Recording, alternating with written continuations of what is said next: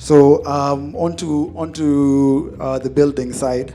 So we have three various key types of buildings that you can be looking at. You have residential, you have commercial, and you have industrial. Yeah. Now on the residential side, so basically that's houses. Yeah, people's housing. So as you know, we have a massive housing deficit across the country. I mean, the numbers get thrown out by government every year. I think last year they were talking about 200,000 a year. This year talking about 500,000 a year. The various government initiatives are coming in place in terms of the low-cost housing initiative to try and bring down that housing deficit. Now, which is, just to be clear, the number of houses that are needed. Yeah, per year, exactly. And that's a factor of urbanization as well as population growth. Yep.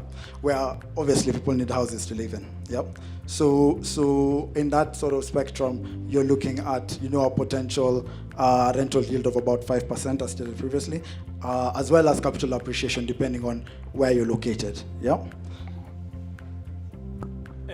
Capital appreciation is when the value of the house you own goes up. Exactly. Or the asset you own goes up. Exactly. So those are the two key income streams for property. There's a rental income, and there's a capital appreciation. Now, just a quick rule of thumb, actually, on the real estate side, particularly on the residential houses. So a very easy way to quickly check the valuation of a property is using its rent.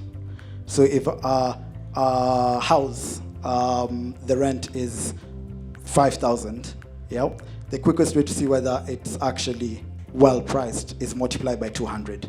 So naturally, when you multiply by 200, if the price is less than that, then you're somewhat getting a good bargain. Anything higher than that, then you're getting a raw deal. So it's a quick rule of thumb, same as the rule of 72. But that's just on the residential side. The same rule applies on the commercial side, where it's actually 100, because on the commercial side, the yield is 10%. And this is in the event that you're thinking about buying a house, and you're like, oh, I want to buy this house, and so I'm going to buy a house that's in the middle of, like, there's an apartment block. I want to buy one of those units. The people currently live there, so I can ask them how much is paying rent. Yep. I can decide, am I buying this apartment block, this apartment unit, for a good price by asking how much you pay in rent? Then I multiply that number by 200 and see how close I am to that number in terms of how much the owner is asking for that unit. Exactly. Got it. Exactly. Yep.